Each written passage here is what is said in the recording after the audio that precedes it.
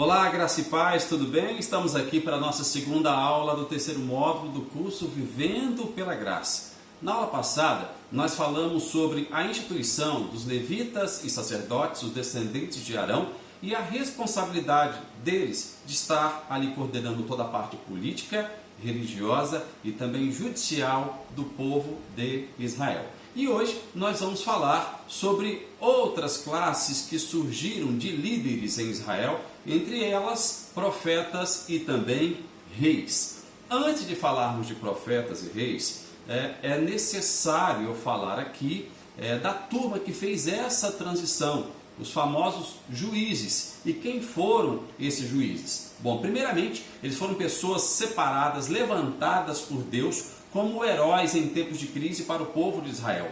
Juízes capítulo 2, versículo 16 diz o seguinte: E levantou o Senhor juízes que os livraram da mão dos que o despojaram. Juízes 3, 9. E os filhos de Israel clamaram ao Senhor, e o Senhor levantou-lhes um libertador que os libertou. Otiniel, filho de Kenaz, irmão de Caleb, mais novo do que ele. Foi então um sobrinho de Caleb. Ok? O primeiro juiz, Otiniel, o primeiro juiz do povo de Israel.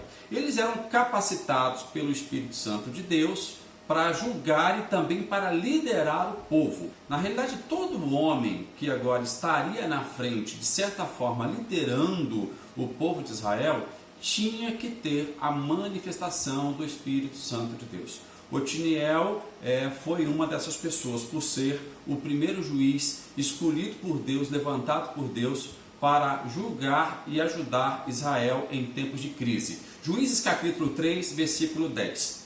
E veio sobre ele o Espírito do Senhor, e julgou a Israel, e saiu a peleja.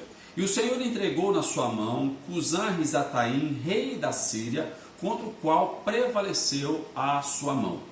O povo de Israel não conseguiu cumprir a lei e nunca conseguiria cumprir a lei. Nós falamos sobre isso na aula passada.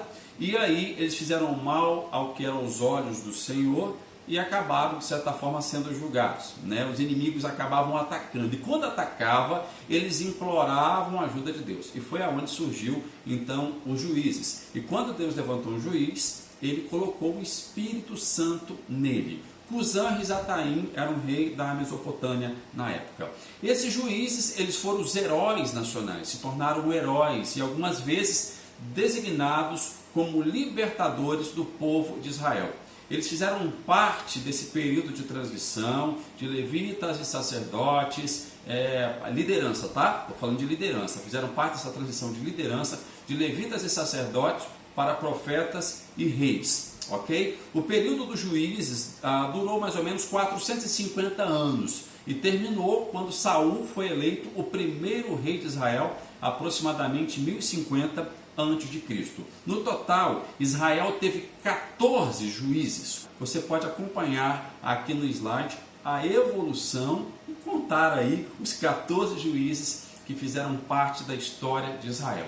Os dois últimos juízes foram Eli, o sumo sacerdote, o último descendente de Arão a estar no ofício sacerdotal. Ele foi o último levita e o penúltimo juiz de Israel. E o último juiz de Israel foi o profeta Samuel, que foi criado pelo sacerdote Eli. Eli teve dois filhos que profanaram o altar do Senhor e eles não puderam continuar a sua descendência e também o seu ofício sacerdotal, ficando agora sob a responsabilidade do primeiro profeta surgindo entre o povo de Israel logo após Moisés, com o nome de Samuel. Então, após o período dos juízes, Israel começa a viver um novo ciclo, e esse ciclo é tanto político quanto religioso, quando ressurge o legado dos profetas e inicia também o período dos reis de Israel. Vamos falar sobre os profetas e reis de Israel. Toninho, por que eu preciso saber disso tudo? Vamos lá. A promessa da nova aliança foi feita a Abraão. Abraão foi o primeiro patriarca do povo de Israel, ok? Logo então a gente precisa conhecer a história para entendermos a grandiosidade, principalmente depois do surgimento da lei de Moisés, para entendermos a grandiosidade da obra de Cristo e a manifestação da graça de Deus. Nós precisamos sim conhecer parte dessa história, entender o início para compreender o meio e saber o que vai acontecer no final. Lembra do nosso lema do primeiro módulo? A gente continua nesse mesmo lema. Então vamos falar sobre os profetas e reis, o início da monarquia israelense. Vamos lá. Samuel foi o primeiro profeta citado após Moisés e o primeiro sacerdote que não era da tribo de Levi e nem descendente de Arão. Samuel foi o fruto de um milagre. A mãe dele foi a Ana e ele foi filho de Eucana. Eucana e Ana. Ana clamou para ter um filho porque ela era estéril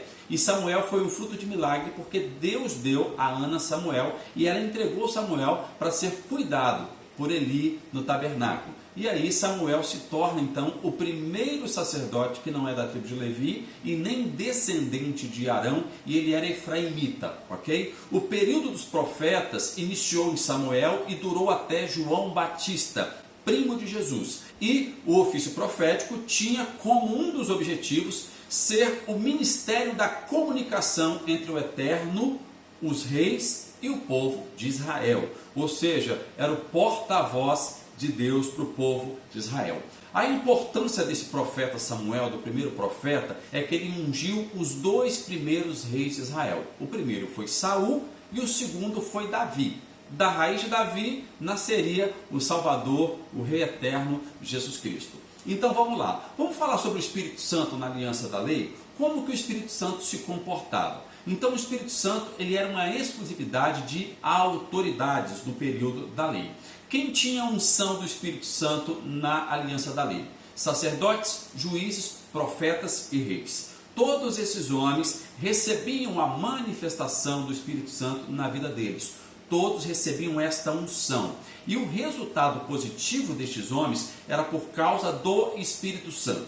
A aliança da lei, ela não conseguiu conquistar e nem garantir a manifestação do Espírito Santo para todo mundo, para toda a carne, igual nós temos hoje em Cristo Jesus. Está aí um dado interessante para você já começar a colocar na balança viver na lei e viver na graça. Na lei o homem tinha obrigações. Na graça, o homem tem benefícios em Deus. Um deles é ter a presença viva do Espírito Santo, ser templo do Espírito Santo. Vamos lá. Os primeiros reis. Saul foi o primeiro rei de Israel.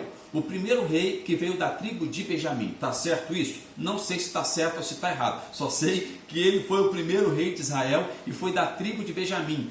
Ou seja, não tinha uma ligação de primogenitura para Saul ser o rei. Ok? Vamos lá. Mas Saul foi o primeiro rei de Israel. E ele acabou perdendo a unção dele por fazer coisas que não deveria fazer. Tipo, sacrificar. Só podia sacrificar animais, oferecer sacrifícios a Deus quem tinha o ofício sacerdotal. E Saul não tinha o ofício sacerdotal. E ele acabou fazendo o que era mal aos olhos do Senhor. Além disso, fez muitas outras coisas e acabou perdendo a sua dinastia. Nenhum dos descendentes de Saul sentaram no trono dele após a sua morte. E aí vem um segundo rei que foi ungido por Samuel, um rei que todo mundo conhece, chamado Davi. E Davi é da tribo de Judá. Judá, filho de Israel, filho de Jacó. E com a unção de Davi, alinha-se novamente a descendência da aliança com Abraão